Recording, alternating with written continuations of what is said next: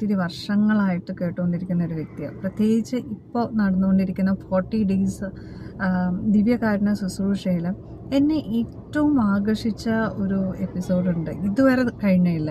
അതിൽ ഏറ്റവും എന്നെ ആകർഷിച്ചൊരു എപ്പിസോഡ് ഏതാണെന്ന് വെച്ചാൽ ഡേ 2 എപ്പിസോഡ്. അതായത് ഡാനിയലച്ചൻ പറയുന്നുണ്ട്, ആദവും അവ്വയും മറ്റേ ഏദൻ തോട്ടത്തിൽ നിന്ന് അവരെ പുറത്താക്കി എന്നുള്ള ആ ഒരു പശ്ചാത്തലം എടുത്തിട്ട് അതിനെ വിചിന്തനം ചെയ്യുമ്പോൾ ഡാനിയലച്ചൻ പറയുന്നുണ്ട്, അവിടെ അങ്ങനെ പുറത്താക്കി എന്ന ഒരു കൺസെപ്റ്റ് അല്ല.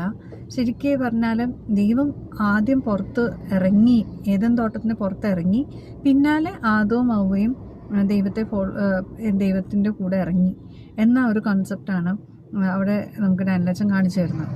അതിനേക്കാളേറെ എന്നെ ഏറ്റവും കൂടുതൽ ആകർഷിച്ചത്, ഇപ്പോൾ സ്വർഗത്തിലെ ഏദൻ തോട്ടത്തിൽ നിന്ന് നമ്മൾ പുറത്താക്കിയാലും ആദ്യത്തെ അവ്വനും പുറത്താക്കിയാലും ഭൂമിയിൽ ഇപ്പോഴും ഒരു ഏദൻ തോട്ടം ഉണ്ടെന്ന ഒരു കൺസെപ്റ്റ് കൊണ്ടുവരികയാണ് ആ ഒരു എപ്പിസോഡിൽ.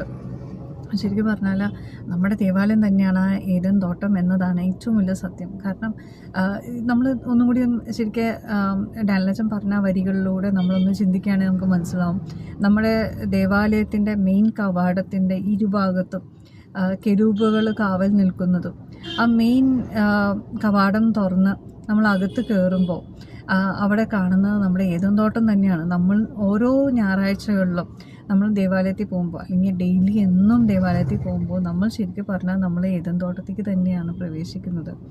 അവിടെ എന്താ പറയുക, നമുക്ക് വേണ്ടി കാത്തിരിക്കുന്ന ദൈവത്തെ പോലെ എന്താ പറയുക, ഓരോ പുരോഹിതരും വൈദികരും അവരവരുടെ ശുശ്രൂഷകളൊക്കെ ചെയ്ത് നമ്മുടെ ബലിയും അതിലൂടെയൊക്കെ നമുക്കിന്നും tree of life, tree of knowledge ഒക്കെ നമുക്ക് തരുന്ന ആ ഒരു പ്രതിനിധി, അല്ലെങ്കിൽ ആ ഒരു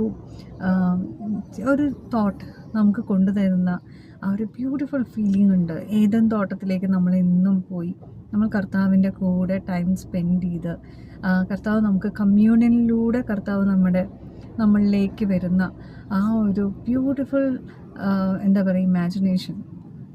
അപ്പോൾ ശരിക്കും പറഞ്ഞാൽ നമ്മുടെ ആരാധനയെ കുറച്ചും കൂടി മീനിങ് ഫുൾ ആക്കുന്ന ചില മൊമെൻറ്റ്സൊക്കെയാണ് ശരിക്കും ഏദൻ തോട്ടം. നമ്മളെന്നും ഏദൻ തോട്ടത്തിൽ പോകുന്നതും നമ്മൾ കുർബാന കൂടുന്നതും കമ്മ്യൂണിയൻ സ്വീകരിക്കുന്നതും അതൊക്കെ നമ്മളെ ഒത്തിരി കർത്താവിലേക്ക് അടുപ്പിക്കുന്ന ചില എന്താ പറയുക ബ്യൂട്ടിഫുൾ ചിന്തകളാണ്.